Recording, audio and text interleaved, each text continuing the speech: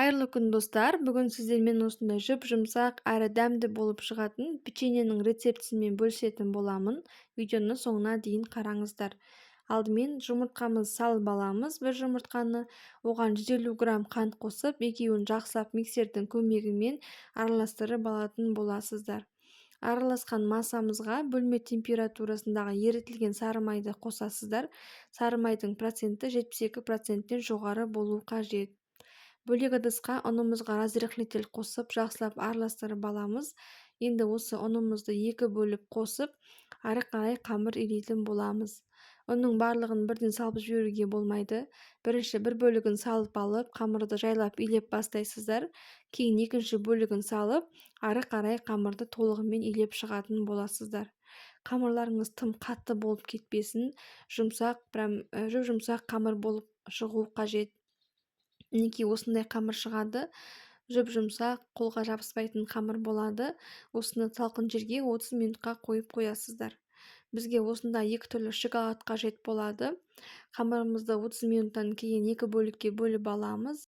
Енді қамырдың бір бөлігіне осы ақ шоколадымызды салып, жақсылап қамырмен бірге илеп шығатын боласыздар. Шоколадтарыңыз әбден қамырға жабысқанша жақсылап илеп алатын боламыз. Мінекей осындай болып шығады. Дәл осылай екінші қамырымызға да шоколадын салып, оны да осылай жақсылап илеп дайындап алатын боламыз. Мінекей біздің екі қамырымыз да дайын болды. Енді осы дайын болған қамырларымызды шетінен үзіп ала отырып, осылай қолдарыңызбен домалақтап, домалақ тәрізді печеньеларды дайындайтын боламыз. Дәл осындай етіп, тым қатты жұқа қылмай, қалыңдау қылып дайындап алатын боламыз.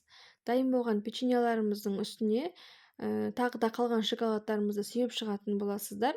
Ақ түріне осындай ақ глазурды, қара шоколад қосылған түріне кәдімгі қара шоколадты қосып сеуіп шығатын боласыздар.